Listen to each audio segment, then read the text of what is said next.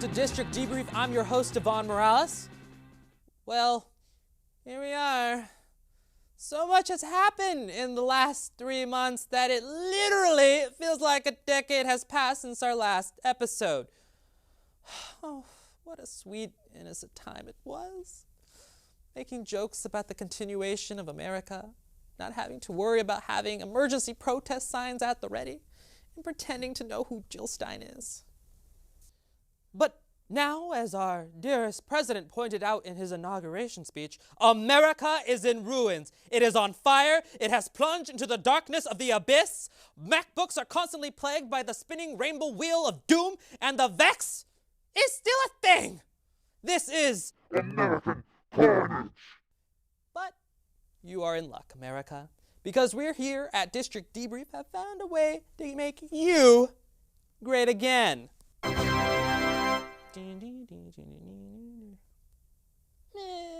But please wait 3 to 6 years to receive a response. But now it's time for some hard-hitting news. The most woke circuit court in America, the Ninth Circuit, ruled against reinstating President Trump's travel ban. That's not a ban, Muslim ban, so-called extreme vetting, non-ban, ban, most definitely a ban. Trump responded on Twitter by saying, "See you in court. The security of our nation is at stake."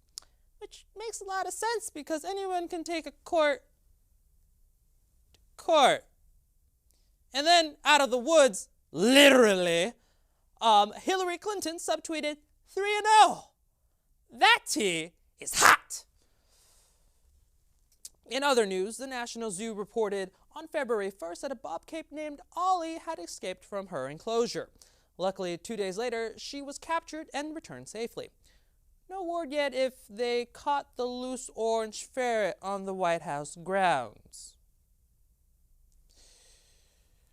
Now to sports. What? Who put that? You did, right? You put that there? Okay, I'll read the joke. The Falcons did not break the glass ceiling. They lost bigly to the Patriots in overtime at Super Bowl 51. It was the first time that a Super Bowl has taken in overtime, but it was not the first time millions of Americans experienced a panic attack simultaneously in recent months. And as the Patriots get recognized more and more, so is Frederick Douglass, at least according to President Donald J. Trump. Earlier this month, President Trump had a breakfast where he discussed the importance of celebrating Black History Month with notable African Americans like Omarosa and Ben Carson. Let's see how he did. Last month we celebrated the life of the Reverend Martin Luther King Jr., whose incredible example is unique in American history. You read all about Dr. Martin Luther King a week ago when somebody said I took the statue out of my office. And it turned out that that was fake news. The bust of Dr. Martin Luther King was taken out of the office, and it was never even touched. So I think it was a disgrace, but that's the way the press is. Very unfortunate. I am very proud now that we have a museum, the National Mall, where people can learn about Reverend King, so many other things. Frederick Douglass is an example of somebody who's done an amazing job and is being recognized more and more, I notice. Harriet Tubman, Rosa Parks, and millions more Black Americans who made America what it is today. Big impact. How? What? What is he for real? He couldn't take the time to thank Martin Luther King Jr. for his enormous contribution to the civil rights movement, or take a moment to realize that Frederick Douglass was a former slave turned abolitionist. It sounds like Trump thought the 199-year-old Douglass was still alive. Someone please give that man a history book. African Americans have been marginalized in our country for far too long. It is unjust that they have to listen to an unfocused president speak half-heartedly about the importance of their history. We dedicate this month to remember their struggles, triumphs, and significant contributions to our country. Their fight for civil rights, their fight for justice, is something we should not take lightly. So, Mr. President, I know you don't read, so I urge you to go to that museum on the mall called the National Museum of African American History and Culture, where you will learn about the horrors of slavery that Frederick and Harriet escaped and fought to abolish. How Rosa Parks said the word no and started a movement, and learn about the dream that Martin dreamt. It is important that everyone, including the leader of the free world, recognizes that. Anyways, we'll be right back, and stay tuned for an exclusive in-studio interview with one of GW's most notable and trustworthy and well-liked alumni. Raise high. This isn't just our battle cry. It's our call, our challenge. Because when you are called to Washington, you are called to higher expectations, to a higher standard. We are called here to advance knowledge, to serve society, to change the world. This is the George Washington University, and what we make is history. So stand up, be bold, take risks, press on, push harder, raise high. Welcome back to the show. We are very excited to announce here today at District Debrief that we have an exclusive interview with a GW alum, Kellyanne Conway.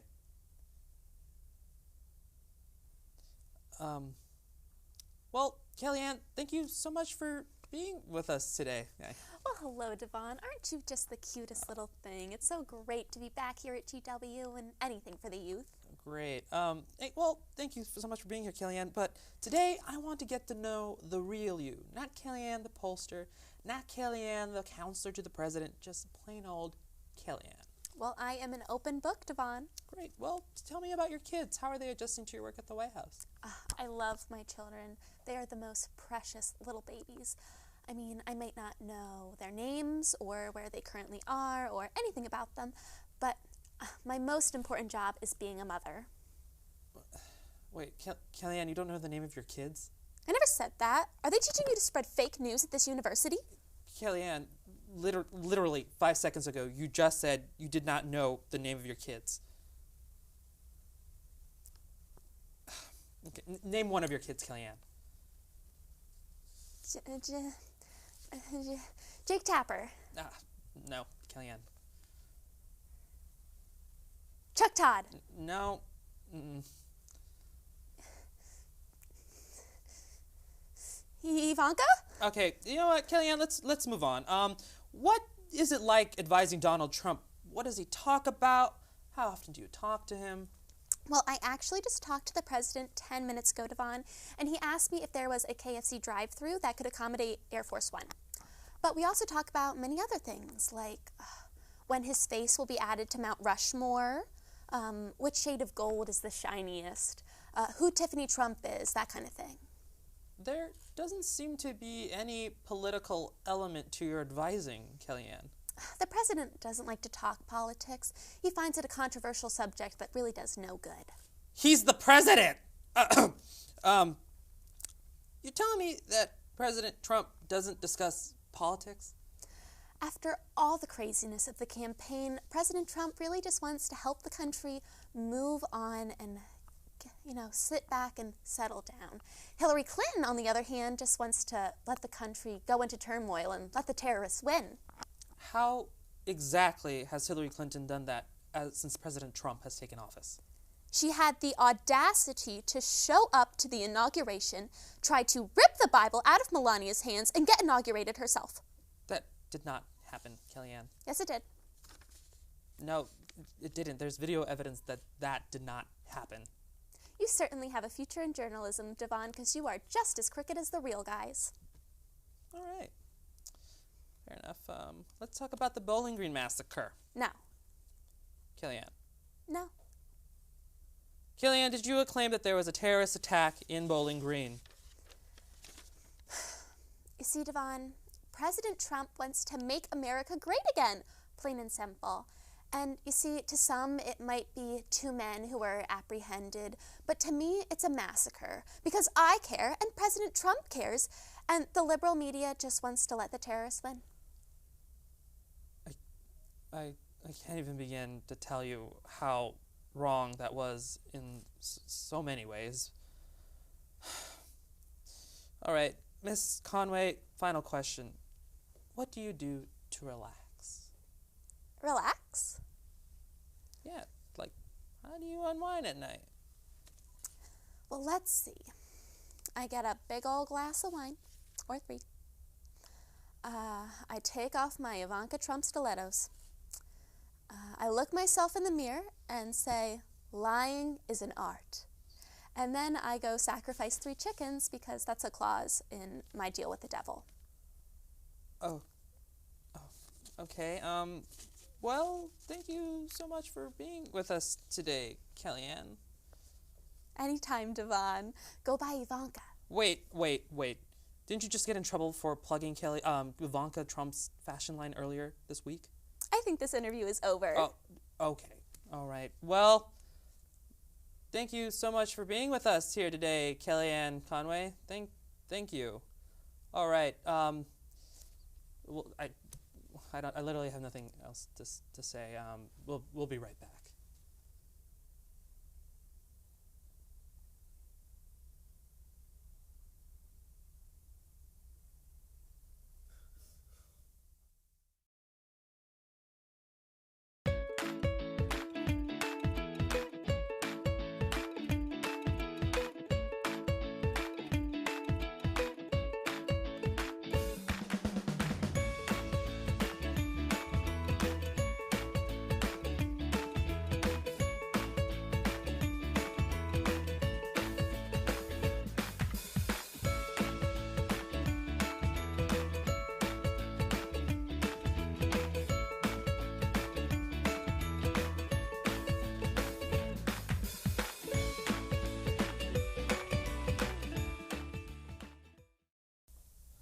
Welcome back to District Debrief. We are so grateful that Kellyanne took time out of her busy schedule to come by and talk to us. We learned so much from her time here. Most importantly, as an alumni from GW, Kellyanne informed us that she has her own brick in Kogan Plaza. So obviously we had to go find it. We sent field reporters Carmen Collins and Pooja Verma to go find it. Thanks, Devon. I'm Carmen Collins. And I'm Pooja Verma.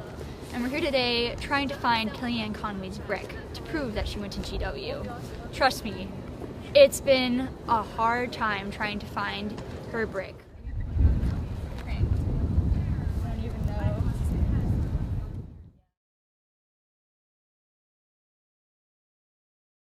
know. We've been looking for hours at these bricks, and they're not even in alphabetical order. I mean, some are, some aren't. Some are like with M's, are next to F's, like. Yeah, there are about That's 4. not the alphabet. No, there are about 4 Kellyanne's, not the right one. We've looked at every single brick, just not here. Maybe we can ask some people. Yeah, let's go and ask people. We're gonna ask them, have you seen the brick? Let's ask this person. Hi. Did you know that Kellyanne Conway went here? No, I did not. Have you seen her brick? Apparently she has a brick here. I have read it. Well, if you see it, let us know. Okay, I'll do. Thank you. Okay, let's It's okay. let's go interrupt a tour group. Let's go.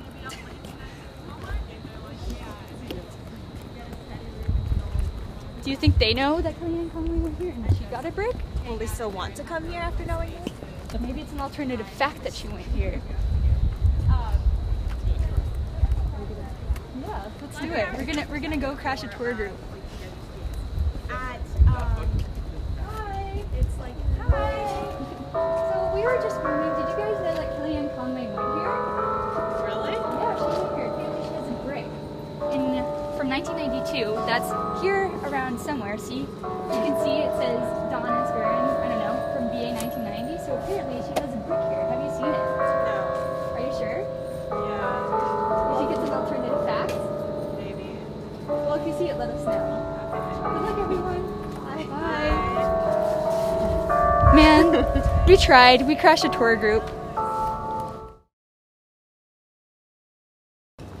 So we tried and looked for the brick, but we ultimately failed. If anyone out there sees it, please let us know because we need to find it. It's personal at this point. Yeah, man. We really tried. Oh, if you see it, let us know. And maybe we'll even have a brick to show you next time. Thanks, and back to you, Devon. I can't believe they didn't find it. Better luck next time, ladies. I believe in you. As we reported earlier, there has been a lot of controversy over this Muslim ban, which prohibited people from 7 Middle Eastern countries from entering the U.S. Which got us thinking, what's next? If you can ban specific countries from entering the U.S. for no reason, what else can you ban? We have some thoughts. 1. France for not speaking English and having weird cheese. 2. The UK for the trouble they caused us in the 1700s. Yeah, we hold grudges. 3. Poor people for not having any money. 4.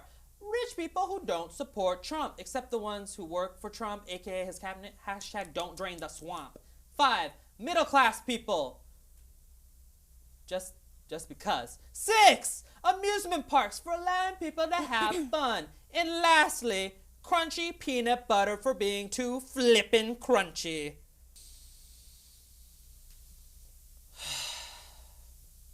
But seriously, Trump has really been coming through on his campaign promises. It feels like he's going down a grocery list, but instead of going at a normal pace, he's at the store and he's got a crying baby on one side and a whining 4-year-old on the other, and he hasn't eaten in hours and he just wants to get out of there as soon as possible. But why? I mean, he has 4 years to get this done. I'm tired of ranting about this, so instead, I want to invite our special correspondent, Savannah Pearson, for more. Everyone keeps asking why Trump is doing everything so quickly, and here's a list of all of the stuff I'm talking about.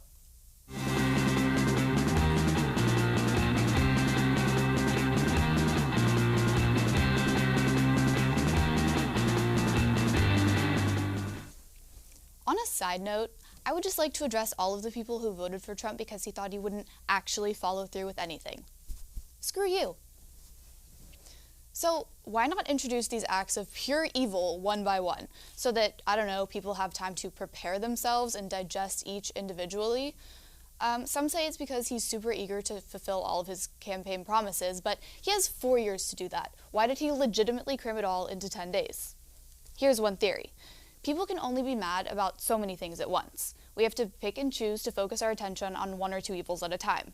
Last week, everybody was talking about the immigration ban. Meanwhile, off in another festering corner of this godforsaken country, Trump's pick for Commerce Secretary had to investigate the dozen or so household workers he's employed in preparation for his nomination.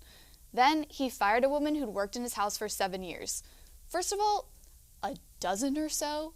That is too many. Second of all, this woman worked for him for 7 years and he was just like, okay, bye? I mean, anyways, do you see what I mean? That should be a front page story, but no one's heard about it because of all of the other nefarious shenanigans going down. And in the same way, people can't go to multiple protests at once, and they can't go to 12 protests in a week. We have to pick and choose our battles. If Trump had spread out the degeneracy a bit, we would have had time to organize and get angry about every single decision and throw eggs at each of his many Horcruxes. Basically, whoever came up with this idea is a mastermind, and it's not our favorite flabby Cheeto. Kudos to the invisible evil genius puppeteer SOB that came up with this master plan. You are the true leader of our new republic. I don't want to give credit to Steve Bannon because, who knows, Trump might have Satan himself tied up in the West Wing basement. Now, I would just like to say that the only way to counteract this do everything at once plan is to make sure you stay up to date about everything that's happening and do what you can to fight what needs fighting. And whoever you are, Republican Satan, know that we're onto you, we hate you, and you're not touching our friends. Wow. Thank you, Savannah, for that, spirited, monologue. There's one last thing I would like to get off my chest before the end of the show, and that is one word: empathy. A noun with Greek origin that means the ability to understand and share the feelings of another. It is a deeper connection that goes beyond sympathy, which is just having pity for someone. You wholeheartedly understand the feelings of someone else because you have walked a mile in their stilettos. The aftermath of this election has caused many people to surround themselves with like-minded people, not willing to engage with people who voted for the other person. We instantly get hostile, repulsive. I mean, we do it all the time here, but it's a moment that we all need to come together just for a few seconds to understand one another. So, I urge you to take a moment to talk to that snowflake or that one guy with the MAGA hat to find common ground. A divided nation isn't going to help anybody or do any good. Make a friend. Save a life. It only takes one person to make a big difference. Right, Tommy Lahren? Well, that is it for us. Make sure you like us on Facebook, follow us on Instagram and Twitter, and visit our website for fake news and alternative facts. For all of us here at District Debrief, I'm your host, Devon Morales. Stay woke.